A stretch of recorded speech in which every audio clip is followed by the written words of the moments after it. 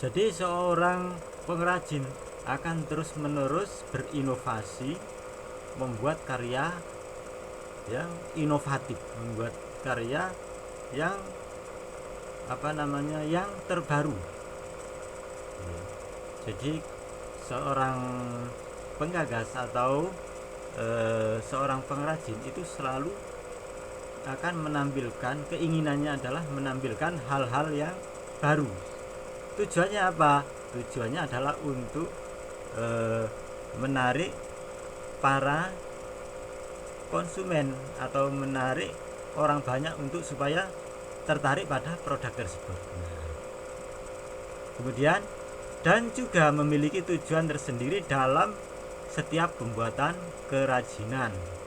Oleh sebab itu terdapat 4 muatan nilai pada produk kerajinan sebagai berikut. Nah, ini prinsip kerajinan dan keunikan bahan keras. Nah, ini ya. Kerajinan bahan keras memiliki keunikan masing-masing. Hal ini berkaitan dengan teknik pengolahan kerajinan. Misalkan, bahan kerajinan dari kayu memiliki tekstur dan serat yang unik, sehingga memerlukan alat tersendiri dalam penyelesaiannya yang akan menghasilkan suatu karya yang unik dan menarik. Contoh, kayu dengan tekstur seratnya, batu dengan warnanya, dan besi dengan kekuatannya. Anak-anak, bila anak-anak melihat ukiran-ukiran yang ada pada ukiran di jendela maupun di daun-daun pintu, itu kan ada yang berasal dari kayu jati dan kayu-kayu yang memiliki tekstur-tekstur yang indah. Nah, kemudian anak-anak bila tahu pada beberapa tahun yang lalu itu sedang boomingnya batu akik. Nah, di situ banyak sekali contoh-contoh batu-batu yang mempunyai warna-warna yang indah dan menarik. Ada yang warna hijau, ada yang warna biru, ada yang merah, ada yang warna merah dan lain-lain. Nah, itu banyak sekali contoh-contoh dari bahan-bahan yang mempunyai tekstur yang menarik, seperti besi dengan kekuatannya yang kokoh, mempunyai ciri khas tersendiri. Nah, kemudian produk dengan nilai fungsional. Produk fungsional merupakan produk yang lebih mementingkan nilai guna benda atau fungsi benda. Jadi anak-anak, di sini faktor keindahan itu tidak dominan dalam produk nilai fungsional. Karena apa? Karena di sini mementingkan fungsi. Misalnya meja, kursi, ya diproduksi begitu saja. Ya mungkin dengan kekuatannya mungkin, tapi masih belum ada nilai keindahan atau fungsional. Nah, ini B, produk dengan nilai informatif.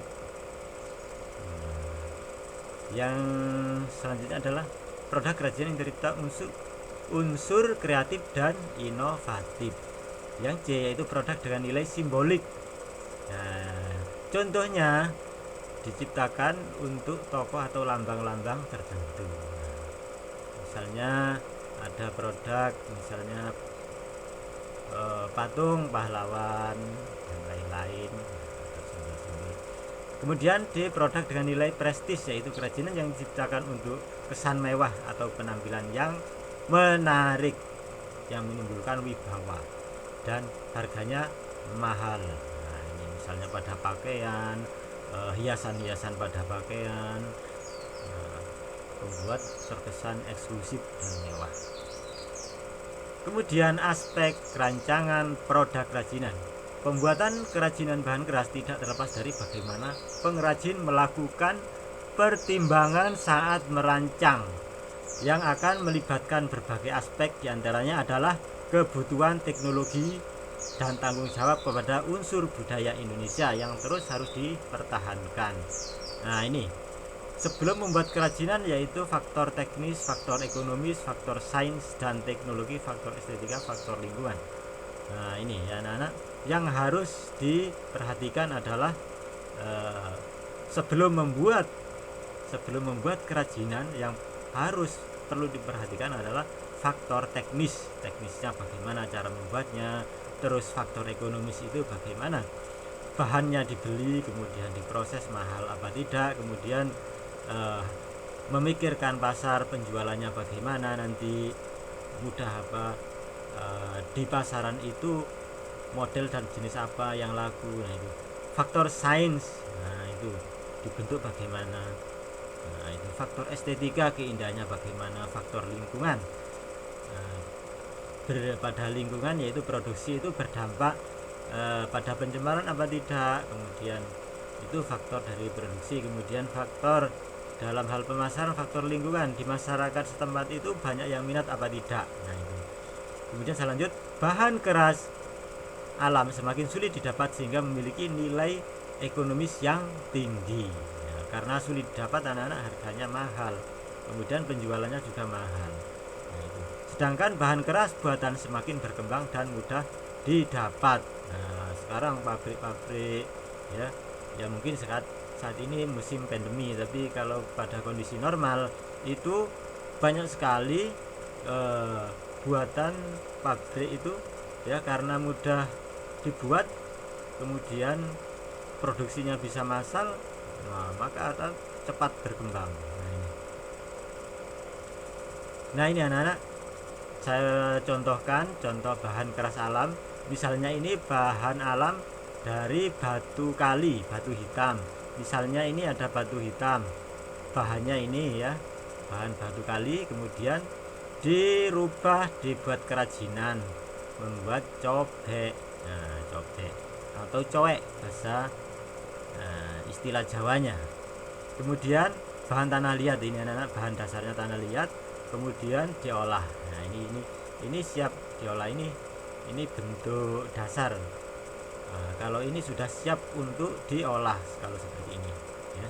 Kemudian ini, nah ini proses pembuatan keramik dari bahan tanah liat. Saya lanjut anak-anak. Contoh bahan keras buatan, kalau tadi itu bahan keras alam, ini buatan kaleng dari logam. Nah ini kaleng susu dan lain-lain.